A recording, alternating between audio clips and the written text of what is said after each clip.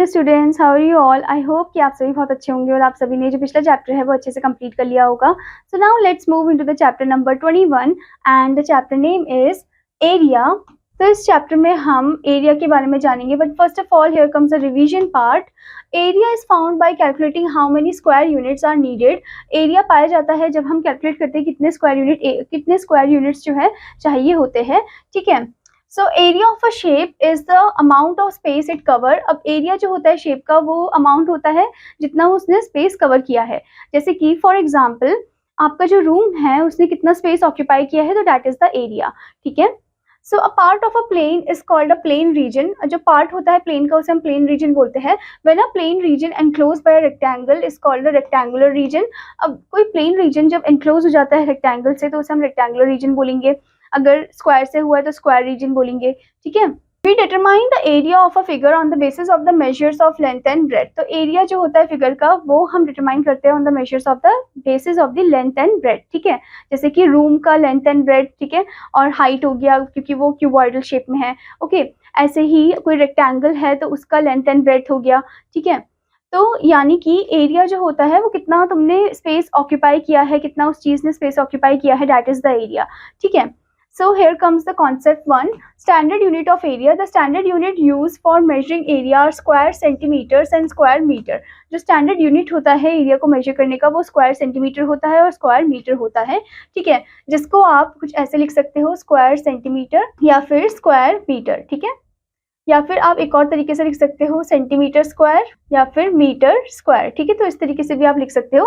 It is important to ensure that both the length and breadth of a rectangle are measured in the same unit. मतलब ये बहुत ज्यादा important है कि हम सेम यूनिट में ही लेंथ और ब्रेथ को मेजर कर रहे हो। ठीक है, if the measures are given in different units, one of the measures has to be first converted into the other before finding the area. अगर सोचो कि आपको लेंथ एंड ब्रेथ जो है एक आपको सेंटीमीटर में दिया, एक आपको मीटर में दिया, तो पहले आपको दोनों का जो यूनिट है वो सेम बनाना होगा, तभी आपको एरिया निकालना होगा, वरना बहुत मुश्किल हो जाएगा। ठीक है, in short we write square meter as 1 square meter and 1 square centimeter as 1 square centimeter.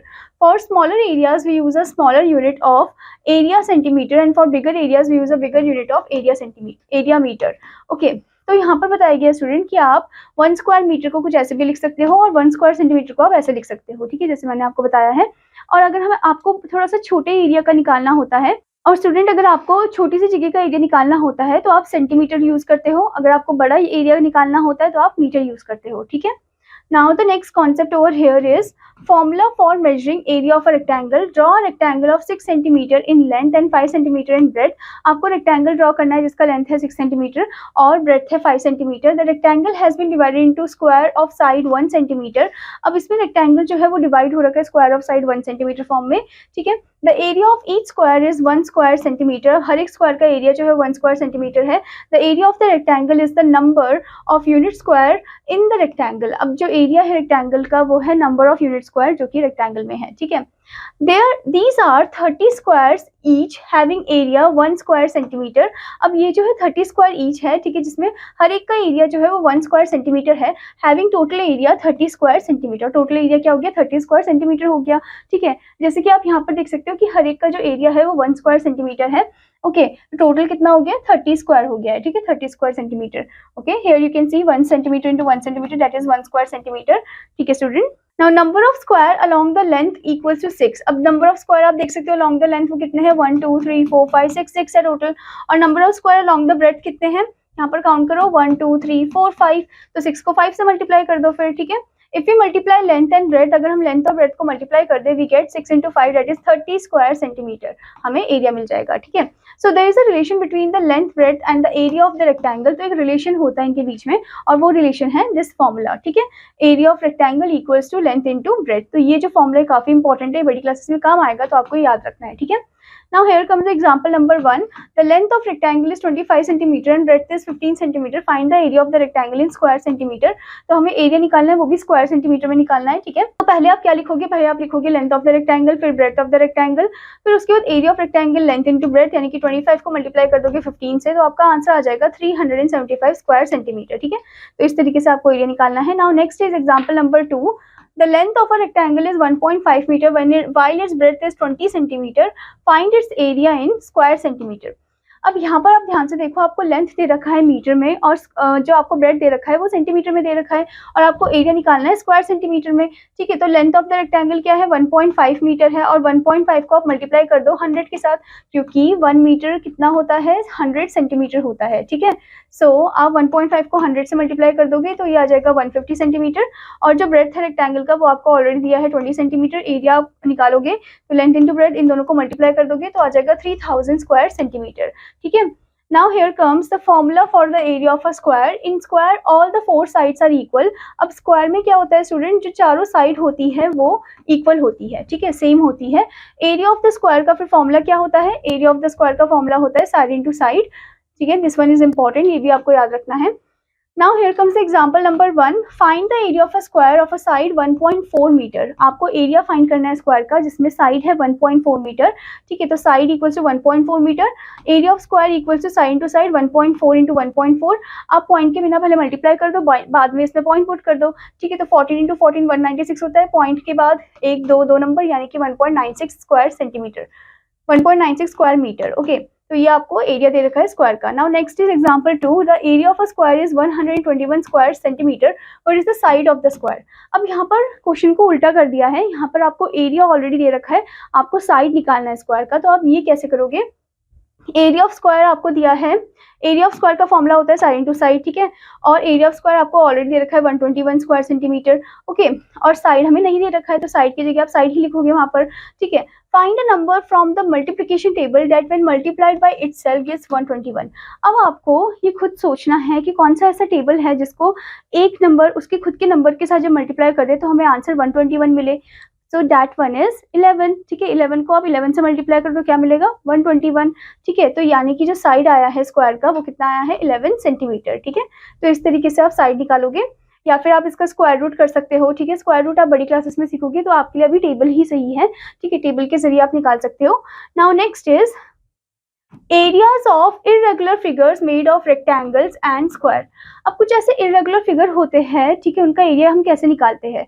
ठीक है, see the figure, it has one rectangle of length 6 cm and breadth 4 cm jointed to two squares of length 2 cm and breadth 2 cm each।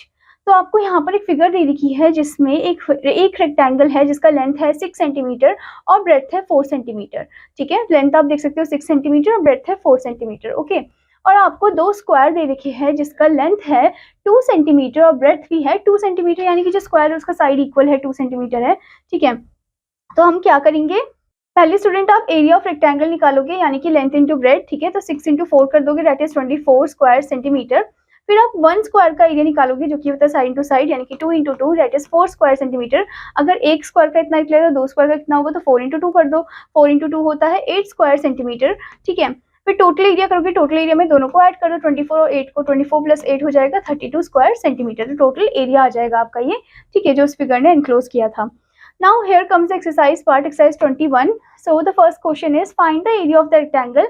हमें rectangle का area find करना है। ठीक है, तो आपको यहाँ पर दे रखा है length equals to 10 centimetre, breadth equals to 8 centimetre. तो एरिया ऑफ रेक्टेंगल का हमने फॉर्मूला पढ़ा था, एरिया ऑफ रेक्टेंगल, एरिया के लिए आप AR भी लिख सकते हो शॉर्ट फॉर्म में। ठीक है, और रेक्टेंगल के लिए RECT। Okay, area of rectangle equals to L into B यानी कि लेंथ इंटू ब्रेड्थ। ठीक है, और लेंथ यहाँ पर है 10 और ब्रेड्थ है यहाँ पर 8। तो 10 इंटू 8 हो जाएगा 80 सेंटीमीटर स्क्वायर या स्क्वायर सेंटीमीटर। ठीक है, तो इस तरीके से आप इनका एरिया निकालोगे हर एक फिगर का, हर एक जो आपको क्वेश्चन दे रखे हैं। Now next thing is find the length of rectangle whose area equals to 320 square centimetre and breadth equal to 16 centimetre. आपको यहाँ पर एरिया दे रखा है रेक्टेंगल का, आपको ब्रेड्थ दे रखा है, आपको लेंथ निकालना है यहाँ पर। ठीक है, तो आप इसे कैसे करोगे, पहले आप सेम एरिया ऑफ रेक्टेंगल का फॉर्मूला पुट करोगे। ठीक है, तो area of rectangle equals to L into B। ठीक है, अब उसके बाद एरिया ऑफ रेक्टेंगल के नीचे, एरिया ऑफ रेक्टेंगल की जगह आप यहाँ पर क्या लिख दोगे, L इंटू B कर रखा है तो लेंथ हमें नहीं पता तो हम L कर देंगे यहाँ पर, इंटू B है हमारा 16। ठीक है, और एरिया ऑफ रेक्टेंगल आपको ऑलरेडी दिया है जो कि है 320। ठीक है, अब 16 यहाँ पर मल्टीप्लाई है, वहां जाके क्या हो जाएगा, डिवाइड हो जाएगा। So length equals to 320 upon में 16। ओके, सो 16 में 2 टाइम्स आता है 32, तो यहाँ पर आप कर दोगे 2020, तो आपका आंसर आ जाएगा 2020।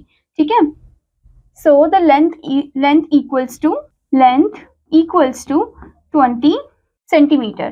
ठीक है, आपको यूनिट भी लिखना है क्योंकि ये बहुत ज्यादा इंपॉर्टेंट है आपके लिए। ओके स्टूडेंट, तो इस तरीके से आपको लेंथ निकालनी है। अगर आपको लेंथ ऑलरेडी दिया तो आपको ब्रेड्थ निकालना है। ठीक है, जैसे कि अगले क्वेश्चन में आपसे पूछा है find the breadth of rectangle whose, आपको यहाँ पर अब ब्रेड्थ फाइंड करना है जिसमें आपको एरिया दे रखा है और लेंथ दे रखा है। Area equal to 180 square centimetre and length equal to 15 centimetre. ठीक है, तो इसमें भी आप सेम फॉर्मूला ही पुट करोगे। पहले तो area of rectangle equals to L into B.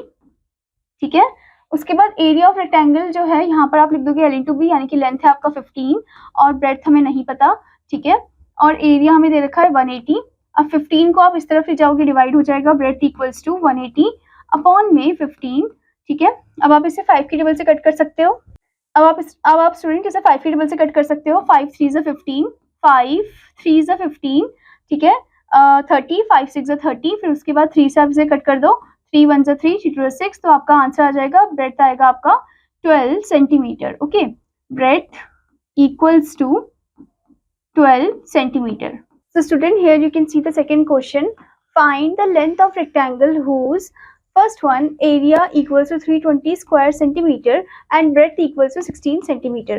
आपको यहाँ पर एरिया ऑलरेडी दे रखा है, आपको ब्रेड्थ भी ऑलरेडी दे रखा है, आपको यहाँ पर लेंथ को निकालना है। ठीक है, so first of all you want write area of rectangle. तो यहाँ पर आप लिखोगे area of rectangle equals to L into B, यानी कि लेंथ इंटू ब्रेड्थ। ठीक है, यहाँ पर आपको दे रखा है ब्रेड्थ ऑलरेडी, दैट इज 16। तो स्टूडेंट यहाँ पर आपको ऑलरेडी क्या दे रखा है, यहाँ पर आपको ब्रेड्थ ऑलरेडी दे रखा है, तो लेंथ की जगह आप क्या लिखोगे, L लिखोगे, और ब्रेड्थ की जगह आप लिखोगे 16। ठीक है, और आपको एरिया जो है वो दे रखा है 320। ठीक है, अब आप क्या करोगे, 16 को इस साइड लेके जाओगे, यानी कि डिवाइड हो जाएगा, तो लेंथ इक्वल्स टू 320 अपॉन में 16, तो ये हो जाएगा 20। 16 से कट करोगे 2 टाइम्स जाता है 32।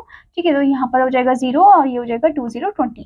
ठीक है, so the length of the rectangle is length equals to 20 centimetre. तो इस तरीके से आप लेंथ को निकालोगे। ठीक है, एरिया से आप ब्रेड्थ को क्या कर दोगे, डिवाइड कर दोगे। ठीक है, now here comes the third question, find the breadth of rectangle whose. अब यहाँ पर आपको ब्रेड्थ निकालना है, लेंथ ऑलरेडी दे रखा है, आपको फर्स्ट वाले में एरिया दे रखा है 180 स्क्वायर सेंटीमीटर और आपको लेंथ दे रखा है 15 सेंटीमीटर। ठीक है, तो एरिया ऑफ रेक्टेंगल आप पहले लिखोगे इधर। ठीक है, area of rectangle equals to L into B. ठीक है, अब लेंथ आपको ऑलरेडी दिया है, दैट इज 15 इंटू ब्रेड्थ आपको नहीं दे रखा है। ठीक है, और आपको एरिया कितना दे रखा है, 180 दे रखा है आपको। ठीक है, सो ब्रेड्थ इक्वल्स टू 180 अपॉन में 15। ओके, अब ये 5 की टेबल से कट हो सकता है, 5 3 ज़ा 15। ठीक है, 5 3 ज़ा 15 एंड देन 5 6 ज़ा 30, फिर उसके बाद 3 से कट हो जाएगा, दैट इज 12, यानी कि जो ब्रेड्थ है वो कितनी आएगी, ब्रेड्थ इक्वल्स टू 12 सेंटीमीटर। ठीक है, तो इस तरीके से आप ब्रेड्थ को निकालोगे, मतलब एरिया के साथ आप लेंथ को डिवाइड कर दोगे। ठीक है student, now here come the fourth question. So in the fourth question find the area of the square, आपको स्क्वायर का एरिया फाइंड करना है। ठीक है, फर्स्ट आपको दे रखा है साइड इक्वल्स टू 18 सेंटीमीटर, आपको साइड दे रखी है, आपको एरिया फाइंड करना है स्क्वायर का। ठीक है, तो आप क्या लिखोगे, फर्स्ट ऑफ ऑल आप लिखोगे यहाँ पर area of square equals to S into S, यानी कि साइड इंटू साइड, यानी कि हमें साइड दे रखा है यहाँ पर 18, तो 18 को मल्टीप्लाई कर दोगे 18 से। ठीक है, तो जब आप 18 को 18 से मल्टीप्लाई करोगे, 8 8 जा होता है 64, 4 इधर 6 ऊपर, 8 1 जा 8, 9 10 11 12 13 14 144। Okay, then cross over here, 1 8 जा 8, 1 1 जा 1, देन आप इसे ऐड अप कर दोगे, 8 + 4 12 होता है, और ये 3 इधर, यहाँ पर आ जाएगा आपका आंसर 324 स्क्वायर सेंटीमीटर। ठीक है, तो इस तरीके से आप यहाँ पर एरिया निकालोगे स्क्वायर का। ठीक है, साइड इंटू साइड करके। ठीक है, now next question is what is the area of the front of a watch that is 25 millimetre wide and 23 millimetre high. आपको एरिया निकालना है फ्रंट ऑफ अ वॉच का जो कि 25 मिलीमीटर वाइड है, यानी कि आपको यहाँ पर जो ब्रेड्थ है वो दे रखा है 25 मिलीमीटर और जो लेंथ है वो आपको दे रखा है 23 मिलीमीटर। ठीक है, आपको एरिया निकालना है, मिलीमीटर फॉर्म में ही निकालना है, यूनिट में ही। तो एरिया ऑफ रेक्टेंगल क्या होता है, लेंथ इंटू ब्रेड्थ होता है, तो आप मल्टीप्लाई कर दोगे 23 को 25 के साथ। ठीक है, तो जब आप मल्टीप्लाई करोगे 25 और 23 को एक साथ, तो कितना आ जाएगा, 3 5 15, 3 2 6 7, देन उसके बाद 2 5 10, 1 इधर आ जाएगा, 2 2 4, 4 + 1 is 5। ओके, देन इसे एडअप कर दोगे तो ये आ जाएगा 575. ओके, यानी कि जो एरिया आएगा वो आएगा 575 स्क्वायर मिलीमीटर. ठीक है, तो इस तरीके से आप एरिया निकालोगे. नाउ नेक्स्ट क्वेश्चन में आप देख सकते हो the area of a rectangular envelope is 200 square centimetre. आपको एरिया ऑलरेडी दे रखा है रेक्टेंगुलर एनवलप का. ठीक है, if its length measures 20 centimetre find its breath. आपको लेंथ ऑलरेडी दिया है, आपको ब्रेथ फाइंड करना है. ठीक है, तो आप क्या करोगे, एरिया जो आपको दे रखा है 200, उसमें से आप डिवाइड कर दोगे किसको, 20 को डिवाइड कर दोगे. ठीक है, पहले आप 0 0 कट कर दोगे. ठीक है, 220 से डिवाइड हो रहा है तो यहाँ पर 2 से 20 जब होगा तो 10 आ जाएगा इधर, तो ये आ जाएगा आपका 10 सेंटीमीटर. यानी कि जो ब्रेथ है वो आपका आया है 10 सेंटीमीटर. तो आपको एकदम फॉर्मूले के अकॉर्डिंग करना है ये. ठीक है student, now the next question is a rectangular field measures 400 metre by 100 metre. ये यहाँ पर आपको बाय दे रखा है. बाय का मतलब ये है कि ये आपको लेंथ दे रखा है और ये आपको ब्रेथ दे रखा है. And square field 200 metre by 200 metre. 200 metre by 200 metre का मतलब है कि उसका जो साइड है वो 200 मीटर है. ठीक है, do the two fields have the same area. क्या इन दोनों फील्ड का सेम एरिया है, हमें एरिया निकाल के पता चलेगा. ठीक है, next thing is which field require more fencing and by how much more. और किसको ज्यादा फेंसिंग की जरूरत है और कितने उससे. ठीक है, तो यानी कि जब दोनों का एरिया निकल जाएगा, दोनों के एरिया को आपस में माइनस कर देना, तब आपको पता चल जाएगा. ठीक है, तो इस तरीके से स्टूडेंट आपको हर एक वर्ड प्रॉब्लम को अच्छे से पढ़ना है, उनको स्टेटमेंट वाइज अरेंज करके उन्हें अच्छे से सॉल्व करना है. ठीक है स्टूडेंट, आई होप स्टूडेंट कि आपको ये चैप्टर अच्छे से समझ में आया होगा. तो आपका होमवर्क है कि आपको इस चैप्टर की अच्छे से रिवाइज करना है, अच्छे से प्रैक्टिस करना है. ठीक है, now I will meet you in another class. Children, student take care, bye bye.